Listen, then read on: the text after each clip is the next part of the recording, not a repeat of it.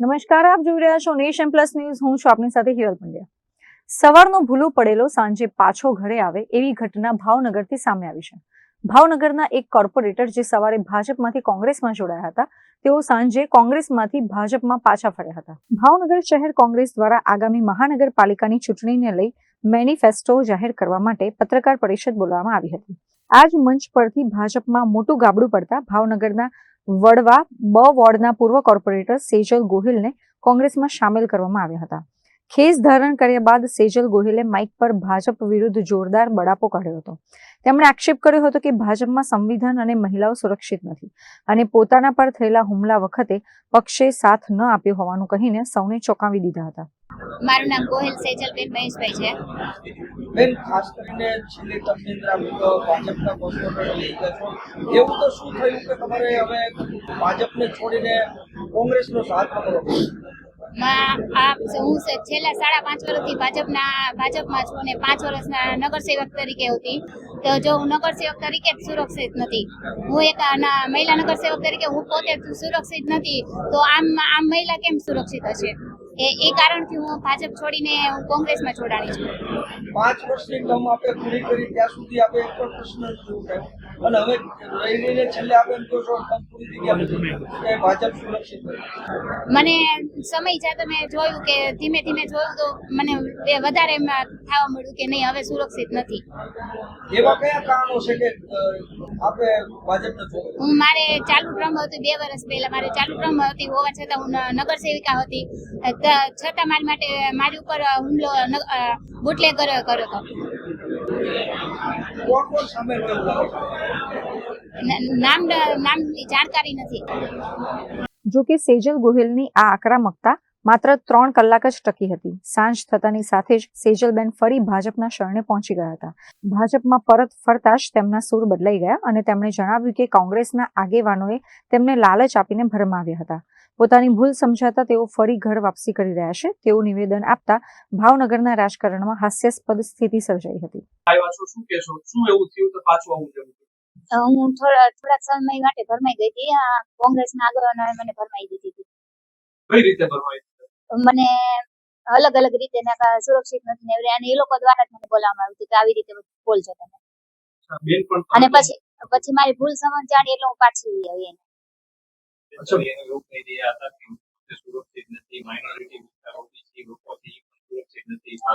મને કોંગ્રેસના આગેવાનો દ્વારા કહેવામાં આવ્યું કે તમે આવી રીતે બોલજો. કોંગ્રેસના આગેવાનો છે ઘણા. નામ તો નથી.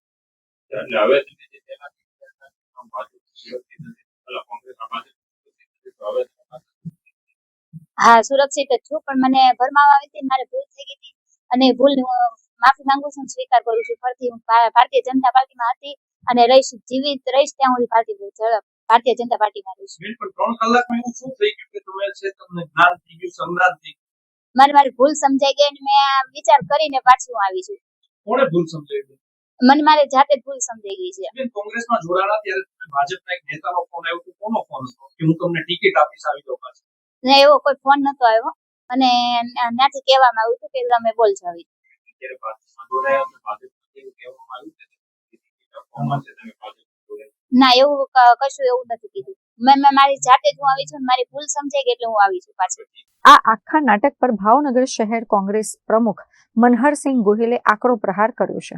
તેમણે સ્પષ્ટ કર્યું છે કે સેજલબેન સામેથી પોતાના સમર્થકો સાથે કોંગ્રેસની વિચારધારામાં જોડાવા આવ્યા હતા. કોંગ્રેસે તેમને કોઈ પણ કન્ડિશન વગર પ્રવેશ આપ્યો હતો અને તેમણે જે પણ આક્ષેપ કર્યા છે તે સ્વયંભૂ હતા. એમાં આક્ષેપ કરવાનો કોઈ ક્લાસ જ નથી, કારણ કે ગઈકાલે એ બેન અને એમના ઘરવાળા સામેથી કોંગ્રેસ કાર્યાલયની મુલાકાતે આવ્યા હતા. તમારે કોંગ્રેસ પક્ષ સાથે જોડાવવું છે? તો કોઈ વાંધો નહીં, કોંગ્રેસ પક્ષમાં આપનું સ્વાગત છે. અને કોંગ્રેસ કોઈ પણ જાતનું કમિટમેન્ટ તમને કાંઈ આપી નહીં શકે. તમે કોઈ આશાએ આવ્યા હોય તો એ વાત કાંઈ બની શકશે નહીં, કારણ કે અમારી ઓલરેડી પેનલ તો પ્રદેશ સમિતિમાં પહોંચી ચૂકી હતી. એટલે મને કે મારે કોઈ આશા નથી, મારે બસ હવે કોંગ્રેસ પક્ષ સાથે જોડાઈ જવું છે. કાંઈ વાંધો નહીં, કાલે પ્રેસ મીટ છે, જો તમને જોડાવવું હોય તો તમે ત્યાં આવી જજો. એટલે આજે સવારે આપ સૌની હાજરી હતી, ત્યારબાદ જ એ બેન ત્યાં આવી પહોંચ્યા હતા પોતાના હસબન્ડ સાથે. અને અમે એને કોઈ પણ વસ્તુ એવી કીધી નથી.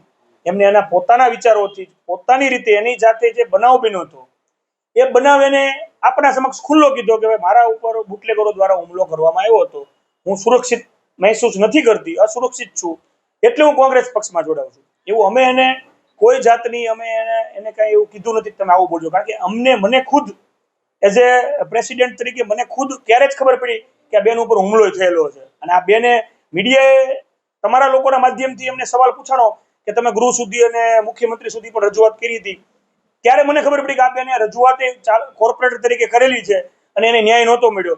એટલે વાત એક જ હતી. હવે અત્યારે ભલે જે પ્રેશર ટેકનિકથી બેન પાછા જોડાઈ ગયા છે એ એનો પ્રશ્ન છે, પણ વાત એક જ હતી કે કોર્પોરેટ કક્ષાના વ્યક્તિ સુરક્ષિત નહોતા સમજતા ભારતીય જનતા પાર્ટીમાં મહિલા આગેવાન તરીકે, તો બીજા મહિલાઓની કે જનતાની, બીજા બેન દીકરીઓની શું પરિસ્થિતિ છે એ આપ સૌ જાણીએ છીએ.